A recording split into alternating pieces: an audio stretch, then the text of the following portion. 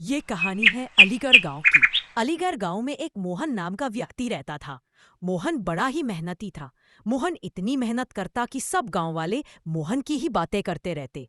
लेकिन किस्मत में कुछ और ही था। मोहन का भाग्य ना जाने क्यों खराब चल रहा था।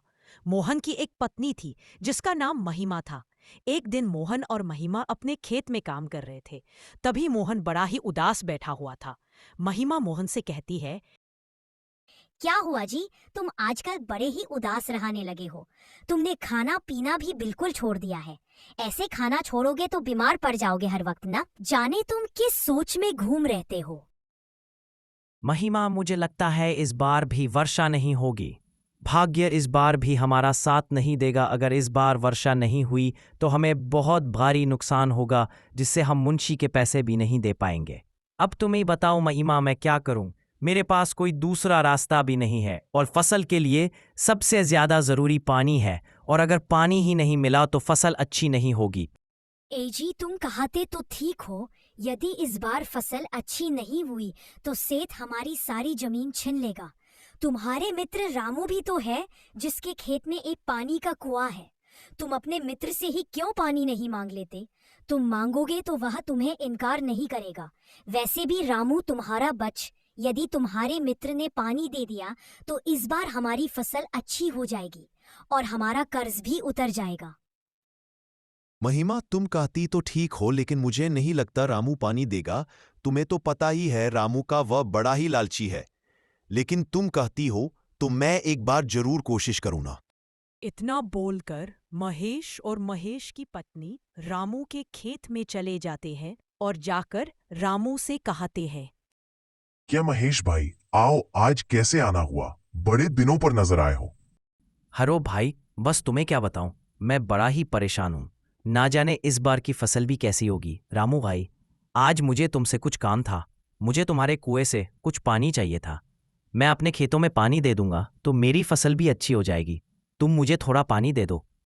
क्या महेश भाई, तुम कैसी बातें कर रहे हो? नहीं, मैं पानी नहीं दे सकता। और तुम्हें तो पता ही है मेरे खेतों में भी कितना पानी पड़ता है, जिससे मेरे कुएं का पानी खत्म हो जाता है।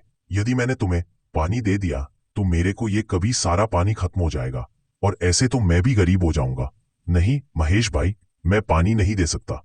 इतना सुनकर महेश और महेश की पत्नी बड़े ही दुखी होते हैं और चुपचाप वहां से अपने घर की तरफ वापस जाते हैं।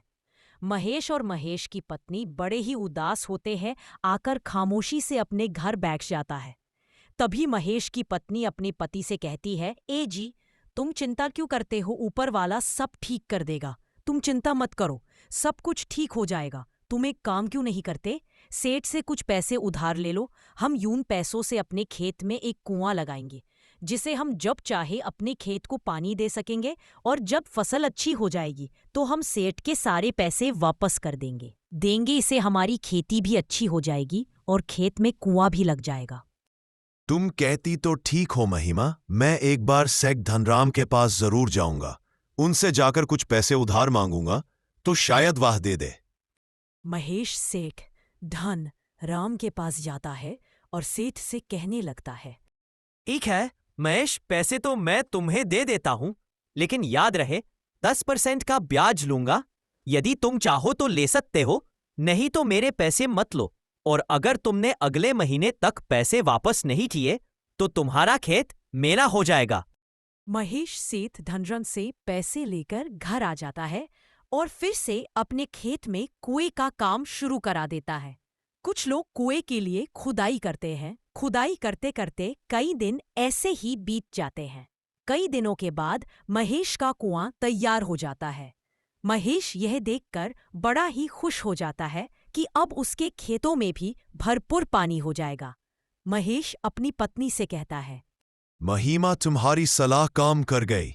देखो, हमारे खेत में भी पानी का कुआं बन गया, अब जिससे हम अपने खेतों को भरपूर पानी दे सकेंगे। चलो महिमा, दोनों मिलकर खेतों में पानी देते हैं।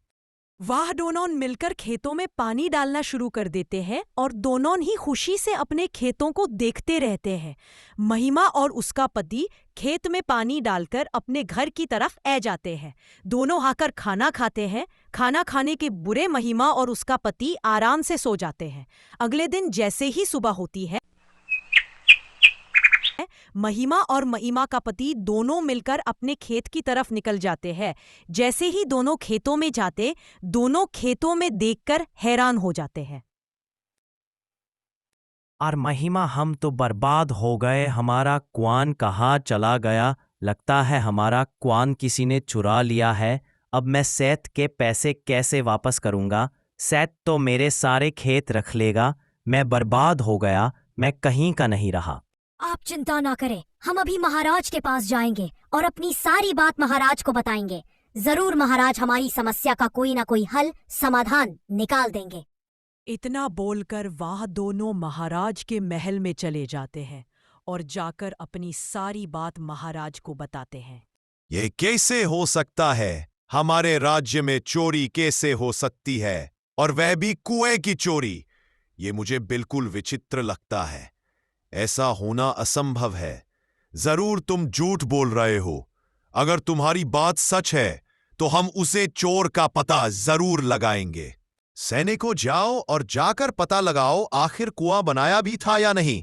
महाराज की बात सुनकर दो सैनिक गांव की तरफ निकल जाते हैं। गांव में जाकर सैनिक गांव के लोगों से पता करने लगते हैं। तभी वहां एक व्यक्ति आता है जिसने महेश की खेत में कुआं बनाने का काम किया था। सैनिक को व्यक्ति से पूछते हैं। मुख्य व्यक्ति सैनिक को सारी बात बता देता है कि गांव के खेत में कुआं उसी ने बनाया था जो महेश ने बनवाया था। इतना सुनकर सैनिकों को व्यक्ति की बात याद आती है, लेकिन सैनिक वापस महल में आ जाते हैं।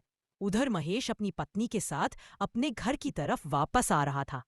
तभी महेश सोचता है और अपनी पत्नी से कहने लगता है, महिमा, हमन गांव के पंडित के पास जाना चाहिए। वही हमन समस्या का कोई समाधान बता सकेंगे। और वैसे भी कुएं की चोरी इतनी आसान बात नहीं है। हमारी बातों पर कोई यकीन करने को तैयार नहीं ना। एक बाबा ही हमारी बातों का यकीन कर सकते हैं। वही हमें बता सकते हैं कि आखिर हमें क्या करना होगा। इतना बोलकर वह दोनों गांव के साधु बाबा के पास आ जाते हैं। साधु बाबा उन दोनों की पूरी बात सुनते हैं और यदि तुम उसको ऐसे कुछ पाने गांव वालों को बांध दोगे तो तुम्हारी ये समस्या दूर हो जाएगी। पुराने समय में उपयोग जगह पर पहले भी हुआ था, लेकिन सभी गांव वाले उसे कुएं से पानी लेते थे। अगर फिर से तुम उसको गांव वालों के लिए भी निकालोगे तो स्क्वायर में पानी आना शुरू हो जाएगा।